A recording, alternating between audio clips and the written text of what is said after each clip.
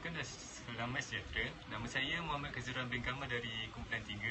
Hari ini kumpulan kami ingin melakukan pembentangan matematik yang bertajuk Application of Ordinary Differential Equation, iaitu ODE. So, nama lecturer kami ialah Puan Hazwani binti Bacu. Jadi ini adalah ahli kumpulan kami yang terdiri daripada mentor saya iaitu Muhammad Ajmal bin Isa 1092, dan yang kedua adalah saya Muhammad Kazuran bin Kamal 1085, dan rakan saya iaitu Nia Haris Daniel bin Nik Khairul Anwar 1074. Ini adalah pengenalan tentang Application of Ordinary Differential Equation ataupun ODE. Ordinary Differential Equation ataupun ODE digunakan secara meluas dalam pelbagai bidang untuk mewakili dan menyelesaikan masalah dunia sebenar yang melibatkan perubahan. Aplikasi ODE ini juga dapat dilihat dalam pelbagai bidang, terutamanya fizik, iaitu pergerakan objek, ayunan dan hukum Newton. Selain itu, ODE ini juga dapat diaplikasikan dalam bidang biologi, iaitu pertumbuhan populasi dan penyebaran penyakit. Akhir sekali, aplikasi ODE ini juga dapat diaplikasikan melalui bidang kejuruteraan, iaitu sebagai langkah untuk mengira data elektrik dan kawalan sistem juga. ODE dapat membantu untuk menganalisis bagaimana sesuatu sistem berubah mengikut masa ataupun boleh ubah lain. Contohnya, dalam model pertumbuhan populasi, ODE digunakan untuk mengira jumlah populasi pada masa hadapan berdasarkan kadar kelahiran dan kematian. Seterusnya, ini adalah jadual kandungan bagi slide yang kami hasilkan ini.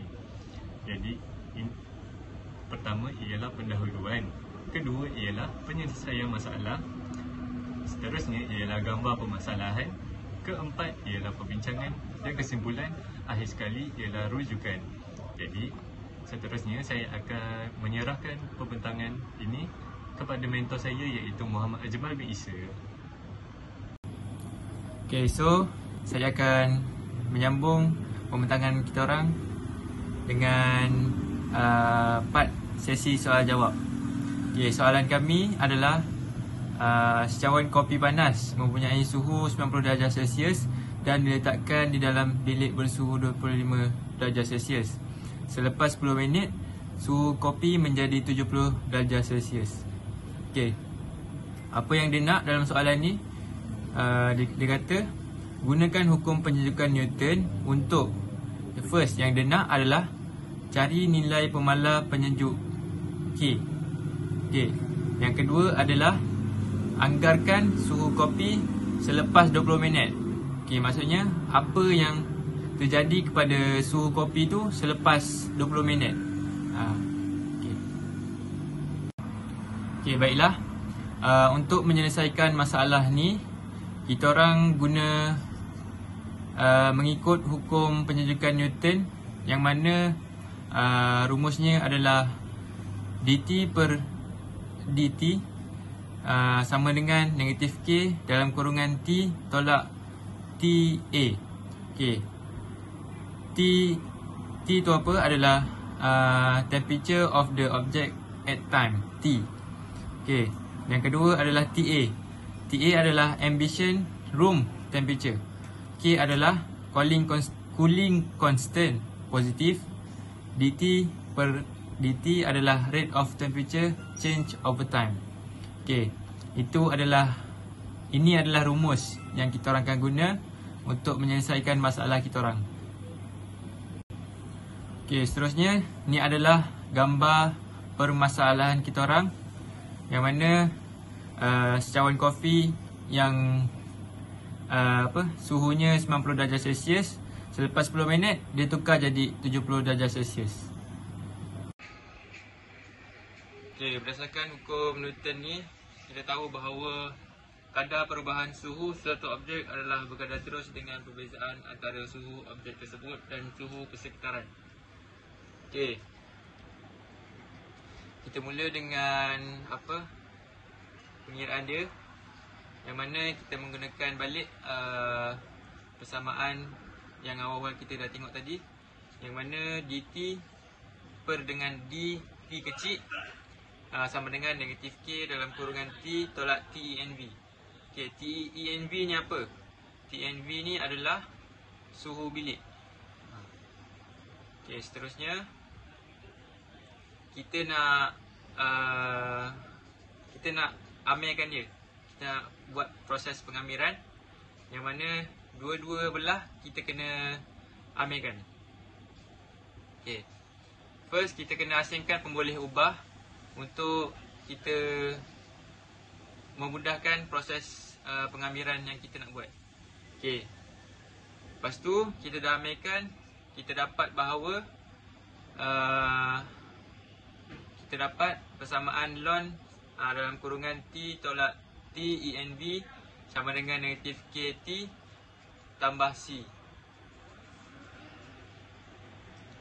Okay. Dengan menunggalkan bentuk persamaan ini, kita akan dapat bentuk umum yang mana T sama dengan AE kuasa negatif KT tambah TENV. Okay, mana kita dapat A ni? Dari mana kita boleh dapat A ni? Kita dapat A ni daripada A ni adalah pemala yang diperoleh daripada berdasarkan syarat awal yang atas tadi. Okay, baiklah. Apabila kita dah dapat persamaan tu tadi, yang tadi kita buat tu kan. Okay. Okay, lepas tu berbalik kepada contoh yang kita punya tadi, yang mana maklumat yang dibagi TENV sama dengan 25 darjah Celsius, T awal, suhu awal adalah 90 darjah Celsius, T akhir adalah 70 darjah Celsius. Okay, lepas tu kita gunakan maklumat ini untuk mencari pemala K. Okay, kita masukkan nilai-nilai tadi ke dalam rumus yang kita dah dapat tadi. Kita masukkan. Okay, lepas tu pindah. Lepas tu kita buat sikit beberapa langkah algebra dan logaritma. Lepas tu kita akan perolehi nilai K yang bernilai 0.03747 minit negatif 1. Okay, seterusnya kita nak anggarkan suhu kopi ni lepas 20 minit. Okay, kita guna balik persamaan yang tadi, cuma kita masukkan 20 minit tu dalam rumus. Okay. Lepas tu kita dah buat jalan pengiraan yang terdapat dekat slide ni. Lepas tu kita dapat jawapan akhir. Suhu selepas 20 minit adalah 55.7 darjah Celsius. Okay, mantap. Okay, sekarang saya akan membentangkan hasil analisis kami berdasarkan hukum penyejukan Newton. Kajian ini melibatkan secawan kopi panas yang bersuhu awal 90 darjah Celsius yang diletakkan dalam bilik bersuhu tetap 25 darjah Celsius. Selepas 10 minit, suhu kopi menurun kepada 70 darjah Celsius. Hukum penyejukan Newton menyatakan bahawa kadar penyejukan sesuatu objek adalah berkadar terus dengan perbezaan suhu antara objek tersebut dan persekitaran. Persamaan matematik yang digunakan ialah T sama dengan TA tambah kurungan T0 tolak TA tutup kurungan E kuasa negatif KT, yang di mana TA ialah suhu bilik, T0 suhu awal kopi dan K ialah pemala penyejukan yang ingin kita cari. Dengan menggantikan nilai-nilai yang diberi ke dalam persamaan, kami dapati nilai K ialah 0.0368 minit kuasa negatif 1. Ini bermakna kopi menyejuk pada kadar yang agak perlahan tetapi konsisten, bergantung kepada beza suhu antara kopi dan bilik. Seterusnya, kami anggarkan suhu kopi selepas 20 minit dengan menggunakan nilai K tadi. Kami dapati suhu air menurun kepada kira-kira 56.1 darjah Celsius.